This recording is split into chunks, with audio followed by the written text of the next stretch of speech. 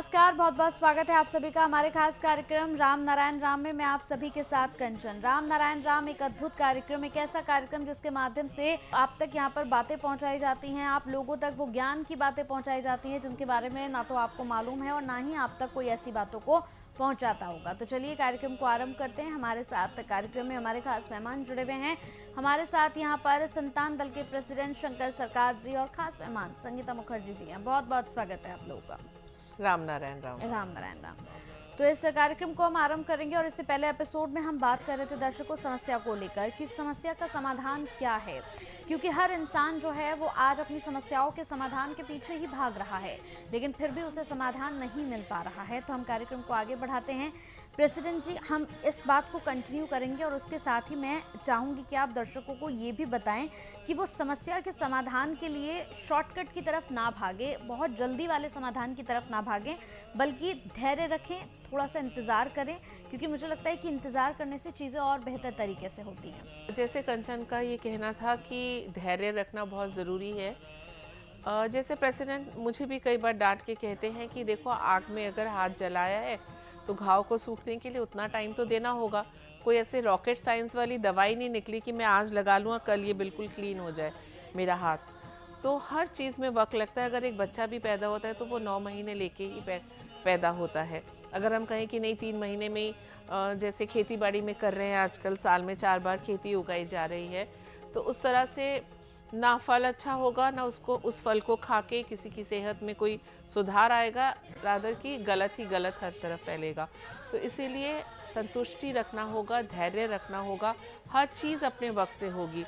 और ये सीख लेने के लिए हमें नेचर का सहारा ही लेना पड़ेगा, क्योंकि अगर हम समाज में देखेंगे तो हमें लगेगा कि सभी तो भाग रहे हैं, तो हम क्यों ना भागें और भाग के अपने मंजिल को जल्दी पा लें।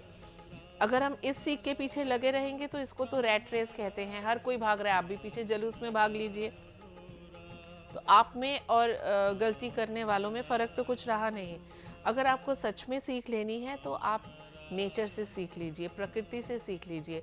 प्रकृति में अगर एक पौधा आप लगाते हैं तो वो अपने निर्धारित समय पर ही अंकुर निकालेगा, उसके बाद छोटे छोटे पत्ते आने शुरू होंगे, धीरे धीरे उसकी टहनियाँ निकलेंगी, और हर कुछ एक टाइम से होता है।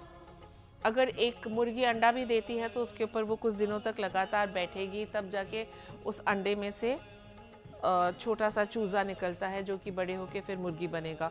तो जैसे हर चीज़ निर्धारित है, नेचर का रूल को फॉलो करिए, नेचर के लॉ को फॉलो करिए, तब आपके अंदर भी धैर्य आएगा। क्योंकि रैट रेस के पीछे भागते रहेंगे तो जीवन में कुछ हासिल नहीं होगा और सिर्फ चीज़ें आपसे छूटती जाएंगी, हाथ से सब कुछ छूट जाएगा। एक दिन देखेंगे आप भागते भागते एक ऐसी जगह पहुंच गए हैं जहां आप अकेले खड़े हैं और आपके दोनों हाथ भी खाली हैं।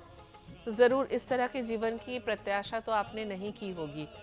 अगर एक सुंदर अच्छा जीवन चाहते हैं कि आप उसको एक बहुत सहज और सरल तरीके से आगे लेके जाएं, जिसमें आपका परिवार आपके साथ हो, आपके परिजन आपके साथ हो, आपके माता पिता, आपके भाई बहन, पूरा परिवार, पूरा देश, पूरा संसार आपके साथ हो, तो आपको नेचर के रूल को ही फॉलो करना होगा। इसके अलावा कोई ऐसा रॉकेट साइंस नहीं है कि आपको हम खुद समझ के लिए नहीं होगा, समाज हमारे लिए क्यों होगा। बिल्कुल हमको तो पहले बलिदान करना है, बलिदान करना पड़ेगा समझ के लिए, तब ना समझ आ गया आके हमको बोलेगा बोलो तुम्हारा क्या करना है, तुम्हारे लिए क्या करने पड़ेगा।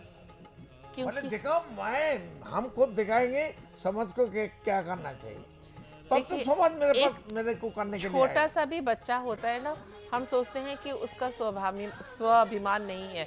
अगर हम उसको इज्जत से बात करेंगे, बचपन से उसे आप करके बात करेंगे, अच्छी तहजीब सिखाएंगे, तब ना जाके वो हमें इज्जत देगा। तो सबसे पहले देना होता है, देने के बाद आप कुछ पाने के हकदार बनते हो।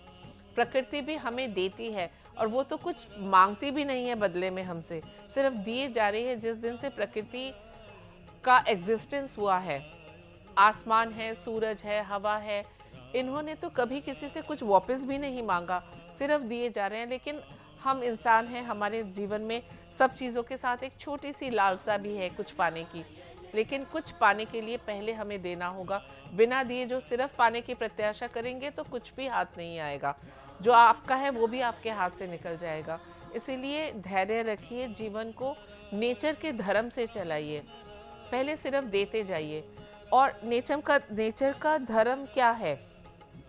हर चीज़ अपने टाइम से करना। आप जो भी आपकी जीवन शैली है, अगर आप स्टूडेंट हैं तो स्टूडेंट के हिसाब से, अगर आप कार्यरत हैं तो कार्य के हिसाब से, अगर आप गृहिणी हैं तो गृहिणी के हिसाब से अपनी ड्यूटीज़ को पूरा करना ही होगा। अगर आप अपनी ड्यूटी से दिल चुरा के आप खुद नहीं करेंगे, खुद देर तक सोए रहेंगे, फिर बोलेंगे आज मैं ऑफिस में लेट हो गया, या पढ़ाई के टाइम पे पढ़ाई नहीं करेंगे, फिर बोलेंगे मेरा रिजल्ट क्यों ख़राब है। उसके बाद आप भागते हैं पंडितों के पास, मेरा रिजल्ट अच्छा करा दो, यहाँ लाल धागा बांध दो, यहाँ पीला बांध दो, मेरे नाम से जाप कर दो। कोई ज़रूरत नहीं है। ये कोई नाटक नहीं है रंगमंच का कि मेरी प्रॉक्सी आज इन्होंने दे दी, कल उसने दे दी, कल मैं एब्सेंट थी तो मेरा रोल उन्होंने कर दिया। ये लाइफ में नहीं चलता, ये रियल नाटक है, यहाँ प्रॉक्सी नहीं चलती। तो आपका काम रियलिटी होना चाहिए, बिल्कुल खुद के लिए, सामने वाला के लिए। बिल्कुल आप कोई बिल्कुल प्रॉक्सी, कोई नाटक, कोई ड्रामा नहीं चलेगा। एग्जैक्टली तो यहाँ कोई प्रॉक्सी नहीं चलती, अपना काम खुद ही करना होगा। कभी तो सूरज नहीं कहता हवा को कि आज तुम थोड़ा सिर्फ हवा ही चल जाए, मैं आज धूप नहीं निकलेगी या सूरज उदय ही नहीं होंगे। तो आप सोच सकते हैं 24 घंटे का अंधेरा हम सह पाएंगे? पृथ्वी वहीं खत्म हो जाएगी। एक मिनट सूरज नहीं रहेगा, धरती खत्म हो जाएगी। एक मिनट। बिल्कुल।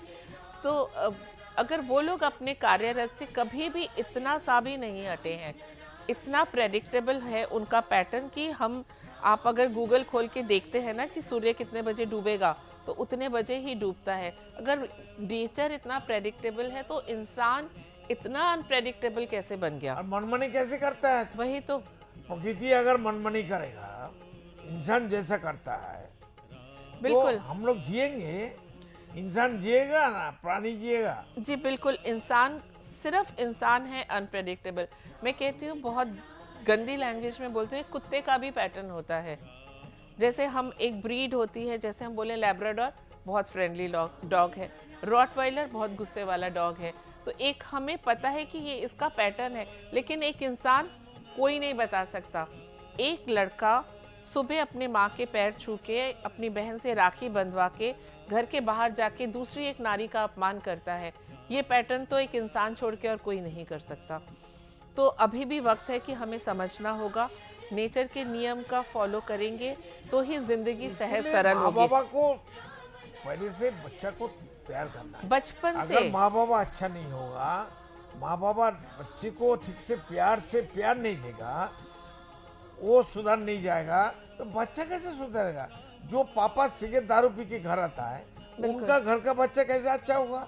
वो नारी का सम्मान करना कहाँ से सीखेंगे? अगर उनके घर में ही उनकी माँ बहनों को मारा पीटा जाता होगा तो वही देख के वो लड़का भी बचपन से बड़ा हुआ है, बड़ा होके वो भी बाहर निकल के नारी का सम्मान नहीं करेगा। ये जो दुनिया में इतने रेप केसेस हो रहे हैं, पहले ईव टीजिंग हुआ करती थी, तो इसकी वजह क्या है? इसकी वजह कहीं ना कहीं हम माता पिता हैं, जो हम अपने बच्चों को सही सीख नहीं दे पाए, नारी का सम्मान करना नहीं सिखा पाए। तो ये बहुत सारी चीज़ें हैं जो कि हमें रूट लेवल से बच्चों में डालनी पड़ती है। ये बहुत बड़ी जिम्मेदारी है। जैसे हम एक पौधा लगाते हैं, छोटा पौधा, हम उसको क्या करते हैं कि चिड़िया ना खा जाए, उसको एक हरे कपड़े से पहले नेट से ढक के रखते हैं कि उसको कोई छोटा पौधा है तो पहले घर के अंदर, फिर थोड़ी देर के लिए धूप दिखाना, ये अंदर बाहर करना, उसकी जो देख रेख हम करते हैं। जहाँ हमारा स्वार्थ है वहाँ तो हम कभी चूकते नहीं हैं। जैसे कोई किसान है, जब खेती बाड़ी करता है, उसका एक सीजन होता है, जैसे चावल है तो उसको पानी के अंदर ही बोना होता है। तो जब हम बात इंसान पे आ जाती है, अपने बच्चों को पालने पोसने में आ जाती है, हम इतने स्वार्थी क्यों हो जाते हैं? हमें अपना स्वार्थ के अलावा बस मेरा घर ठीक रहे, मेरे घर की लड़कियां ठीक रहें, दूसरे घर की लड़की को कोई कुछ भी कर दे, चाहे उसके रात के 8 बजे, जो इतने केसेस हमने पीछे पड़े हैं, जो कोलकाता में अभी केस हुआ, मतलब जिसको हम जानवर के साथ भी तुलना करना, जानवर की को बेइज्जती करना। जानवर भी ऐसा नहीं होता जिस तरह से उसके साथ व्यवहार किया गया है। तो ये किस घर से आते हैं ये इंसान? और ये खुद को पढ़ा लिखा, खुद को डॉक्टर बताते हैं। क्या फायदा इसी पढ़ाई लिखाई का? कि आप एक इंसान को घर से ठीक नहीं होगा, बिल्कुल सिर्फ स्कूल कॉलेज से ठीक नहीं हो सकता है। ये सबके इसीलिए कहा गया है कि mother is the first teacher. हाँ, तो ये जो इतनी mother only not teacher, he is also Guru.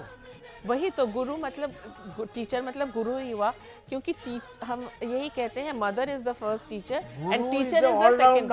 Teacher not a allrounder. उसको हर तरह की शिक्षा देना, उसको एक अच्छा इंसान समाज में बनाने के लिए एक परिवार का बहुत बड़ा हाथ रहता है। तो जो ये कहावत बनी है mother is the first teacher and teacher is the second mother, जिस तरह से स्कूल में भी 8 घंटे एक बच्चा रहता है, एक टीचर की जिम्मेदारी सिर्फ किताबी ज्ञान देना नहीं है, उसको भी नजर से सब दिखता है कि इसका कैरेक्टर कैसे होने वाला है, खानदान कैसे चलेगा, उनका सोच कैसे बिल्कुल चलेगा, पर हर कोई कैसे बैठना है, उठना है, कैसे बात करना है, सब तो स्कूल से सिखाएगा, घर से भी सिखाएगा। हर कोई अपनी जिम्मेदारी से भागता है। टीचर का क्या लक्ष्य रहता है? रिजल्ट अच्छा हो, मेरे स्कूल का नाम हो, वो कैसा नागरिक बन रहा है वो नहीं देखते। स्कूल कॉलेज में कोई टीचर, प्रोफेसर, लेक्चरर, प्रिंसिपल है जो अपना बच्चा सोच के उसको टीचिंग देता है? बिल्कुल नहीं, सब रिजल्ट ओरिएंटेड बैठे हैं कि कॉलेज का नाम अच्छा होगा। है, खुद को बच्चा के घर में अच्छे से पढ़ाता है, और जो स्कूल में टीचर पढ़ाते हैं उनका बच्चा वो स्कूल में नहीं पढ़ती है, एक दो टीचर का बच्चा पढ़ता है जिसका पैसा कम है। तो स्कूल का हर बच्चा, कॉलेज का हर बच्चा, हर स्टूडेंट अगर टीचर लोग, मास्टर लोग, प्रोफेसर लोग खुद का अपना घर का बच्चा, पेट का बच्चा नहीं समझेगा, तब तो वो बच्चा का जिंदगी नहीं बन सकता है। आपको पता है कि इंजीनियरिंग कॉलेज में अगर आप एब्सेंट ज़्यादा होते हैं तो आपको कुछ फीस देनी पड़ती है, उससे आपकी अटेंडेंस मैनेज हो जाती है, पैसे से माफ हो जाता है, पैसे से माफ हो पैसे जाता से मुक्ति मिल जाएगा। हाँ, तो ये मतलब कि हम किस लेवल तक एजुकेशन को लेके आए हैं, ये सब कुछ बदलना होगा। नेचर तो बेस्ड पढ़ाई। मिनिस्टर लोग क्या करता है, एमएलए भी क्या करता है, पार्लियामेंट, राज्यसभा क्या हो रहा है, विधानसभा क्या हो रहा है, जज लोग क्या कर रहा है, खाता है, कोर्ट आता है, घर जाता है, पैसा कहाँ जाता है वो लोग को? जी बिल्कुल, तो हर एक एजुकेशन नेचर बेस्ड होनी चाहिए। अगर गलती करेंगे तो उसकी सज़ा होनी चाहिए, कोई मुआवजा से गलतियां माफ़ नहीं होती। अगर हम बचपन से एक बच्चे को सिखा दें कि भाई तुमने आज ये काम नहीं किया, तो उनके पास पैसा है, बहुत सारा डोनेशन दे देते हैं, पास करा देते, तो वो बच्चा बड़ा होके क्रिमिनल ही तो बनेगा, वो रेपिस्ट बनेगा, क्रिमिनल बनेगा, क्योंकि वो यही देख के बड़ा हुआ है। अरे केजरीवाल तो सीबीआई को पैसा दे के, घूस डाल के, सबको ऊपर से नीचे तक पैसा डाल के जमीन लेके घर आ गया। सर देखिए, सारी चीज़ें, सारे लोग तो फैमिली पॉलिटिशियन तो मुट्ठी भर है, लेकिन आम घर में भी आजकल बड़े बड़े इंडस्ट्रियलिस्ट कह लीजिए, पैसे के जोर पे पढ़ाई लिखाई में यहाँ उनको एडमिशन नहीं मिल पा रहा, विदेश पढ़ने जा रहे हैं, क्योंकि वहाँ डोनेशन दे के एडमिशन आराम से करा रहे हैं बड़े बड़े कॉलेजेस में। तो ये एजुकेशन, ये कोई एजुकेशन ही नहीं है, डिग्री एजुकेशन नहीं हो सकती जब तक वो पढ़ाई नेचर बेस्ड ना हो। नेचर बेस्ड एजुकेशन जब तक होगी, हर चीज प्रकृति बेस्ड, नेचर बेस्ड होना चाहिए। बिल्कुल, हमारा अगर शरीर अगर नेचर बेस्ड नहीं होगा, हम जिएंगे बिल्कुल, बिना सूरज, बिना पानी, बिना हवा, बिना धरती हम जिएंगे? उनको हम मानते हैं, उनका लॉ नहीं फॉलो करेंगे, उनका सिस्टम, उनका जो बात, उनका जो देन है, उनका जो कंसेप्ट है, उनका जो सुझाव है, उनका जो ज्ञान है, प्रज्ञा है, उनका जो निर्देश है, जो विवेक में विवेक होके और नेचर विवेक बन के बैठा है, स्वयं राम नाम है, उनको बात नहीं सुनेंगे, नहीं सुन रहे। माने का बात माना तो है। ऐसा कोई आदमी बंदा है, मैं मरूंगा नहीं, मैं सबको मारूंगा, है कोई? ऐसा कोई नजारा है क्या? बिल्कुल भी नहीं। सैंपल है, बड़ा बड़ा बात करता है, सब तो जाना पड़ेगा, जैसा आया ऐसा भागने पड़ेगा। तो प्रेसिडेंट का जैसे कहना है कि मृत्यु तो आनी ही है, चाहे 80 साल में, 100 साल, 150, सबके लिए। हर इंसान आया है तो जाएगा, ये नेचर का नियम है। जैसे नदी का एक किनारा, टिकट तो लेके आया, नदी का एक किनारा बाढ़ से टूटता है तो दूसरा तैयार होता है, तो ये नेचर का नियम है, क्योंकि कहते हैं कि चेंज इज कांस्टेंट, सबसे कांस्टेंट चीज़ है दुनिया में चेंज। तो ये परिवर्तनशील नेचर है, परिवर्तन अनिवार्य है, परिवर्तन नहीं होगा तो चीज़ें स्टैंड स्टिल हो जाएंगी, तो जीवन का माने ही नहीं रहेगा। जो आदमी जिंदा रहता है कितना वैल्यू है। हम जस्टिस है, हम मिनिस्टर है, हम प्रधानमंत्री है, हम राष्ट्रपति है, हम जनरल है, हम डीजी है, कमिश्नर है, हम जी, फलाना जी। है, मिनिस्टर है। माने के बाद क्या है? बॉडी। बॉडी। वो बॉडी घर का रिश्तेदार लोग, बच्चा लोग, बुजुर्ग लोग, कोई अपना लोग अपना पान 2 घंटे से ज़्यादा नहीं रुकेगा। चलो बाहर करो, बाहर करो, बाहर करो, बाहर करो। तो ये जानते हुए, समझते हुए क्यों इंसान लोग बर्बादी कर रहा है? सब पॉलिटिकल लोग क्यों बर्बादी कर रहा है? क्यों जस्टिस लोग चुपचाप बैठा है? वो सोचता है हम तो जजमेंट दे दिया। अरे जस्टिस लोग जब मरेगा उनका जजमेंट कौन करेगा? हम तो देखेंगे वहाँ कौन जस्टिस है, कौन पॉलिटिकल है, कौन प्रधानमंत्री है, कौन राष्ट्रपति है। हम देखेंगे, वो लोग भी देखेगा मैं कौन हूँ। जी बिल्कुल। तो जैसा कि प्रेसिडेंट ने कहा कि एजुकेशन हो या किसी भी फील्ड में नेचर बेस होना चाहिए। नर्सरी से जैसे ABCD पढ़ाया जाता है। नेचर नहीं हो मत हो, कोई जरूरत नहीं नेचर का, कोई कीमत नहीं है। नेचर को छोड़ के हम एक दिन 1 घंटा जिएंगे, 1 मिनट, 1 सेकंड भी नहीं जिएंगे। तब तो जैसे करिकुलम में ABCD होता है, मैंने पहले भी कहा था। पहले का टाइम में हम मोदी को बोला, जो तो अभी प्रधानमंत्री है, ये घर घर में, गांव गांव में सबको एक एंड्रॉयड फोन, बड़ा फोन जिसमें व्हाट्सएप, फेसबुक, इंस्टाग्राम, सब कुछ, ट्विटर चलता है, ऐसा फोन गिफ्ट दीजिए। उसमें क्या होगा, सबका साथ जोड़ेगा, लिंक मिलेगा। इंटरनेट का युग है, छोटा छोटा फोन में क्या मैसेज मिलेगा उसको? एक फोन में दे दीजिए ना। हम तो बोला था 1 करोड़ रुपया हम देंगे सरकार को, सरकार हमसे ले ले। कौन सा अकाउंट में देना, चेक कौन लेगा? मेरे तो बंदा भेजिए ना, मेरा पास जो जमा हुआ 1 करोड़ रुपया हम दे देंगे। और दूरदर्शन में हमको चांस दे दीजिए। हमारा बात अगर झूठा है, आप इलेक्शन करिए। ये शंकर सागर जो बात कर रहा है फालतू बात है। आपका दिल, आपका मन, आपका विवेक कहते हैं फालतू बात है। मत मेरे को चांस दीजिए। दूरदर्शन में हमारा बात करने का सुযোগ दिए। पार्लियामेंट में क्यों थर्ड पार्टी नहीं रहता है? सब इलेक्ट्रिक आदमी जाएगा। जो कॉन्सेप्ट अच्छा है, सही है, वो हमको दीजिए ना एक दिन पार्लियामेंट को 1 घंटा लेक्चर जी देने। बिल्कुल। अगर हमारे प्रधानमंत्री जी ये सुन रहे होंगे तो ज़रूर इस विषय पे आप गौर कीजिएगा। बिल्कुल। तो जितने भी दर्शक इस कार्यक्रम को देख रहे हैं, मैं उम्मीद करूंगी कि इस कार्यक्रम से आपको बहुत कुछ सीखने और समझने को मिला होगा। संतान दल से अगर आप दर्शकों जुड़ना चाहते हैं तो लगातार टीवी स्क्रीन पर हम नंबर्स फ्लैश कर रहे हैं, इन नंबर्स को लिख लीजिए। इन नंबर्स के साथ अगर आप जुड़ गए तो आप यकीन मानिएगा आपके जीवन की तमाम समस्याओं का समाधान आपको मिल जाएगा। और इससे पहले के जितने एपिसोड्स भी हैं वो सारे एपिसोड्स यूट्यूब पर आपको मिल जाएंगे। आप जाकर पूरी सीरीज देख सकते हैं और समझ सकते हैं कि संतान दल का आखिर कार्य क्या है। तो चलिए, वक्त हो चला है इस कार्यक्रम को समाप्ति की ओर ले जाने का। बहुत बहुत धन्यवाद प्रेसिडेंट जी, बहुत बहुत धन्यवाद राम आपका। राम नारायण राम। आप देख रहे हैं हमारा खास कार्यक्रम राम नारायण राम शंकर सरकार जी के साथ राम नारायण रामशाह। यह एक महाध्वनि और बीज मंत्र है। यह सभी समस्या का संपूर्ण समाधान है। आप लोग इन्हें अपना के देखिए, मन और दिल में क्या प्राप्त हो रहा है। इस कार्यक्रम का विशेष उद्देश्य इसका प्रचार और प्रसार के साथ ही प्रत्येक मनुष्य की मुक्ति का मार्गदर्शन है और यह आपकी दिल की बात है। इस मार्ग पर पुण्य और मुक्ति निश्चित है।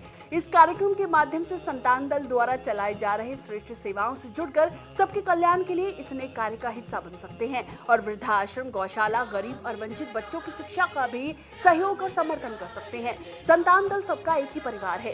अकाउंट नेम संतान दल, account number 266505000657, IFSC code ICIC 000265। पूरी तरह जानने के लिए आप संस्था के फोन नंबर पर संपर्क कर सकते हैं। Phone number 6291342066, 9836073503। Email ID santandal1960@gmail.com।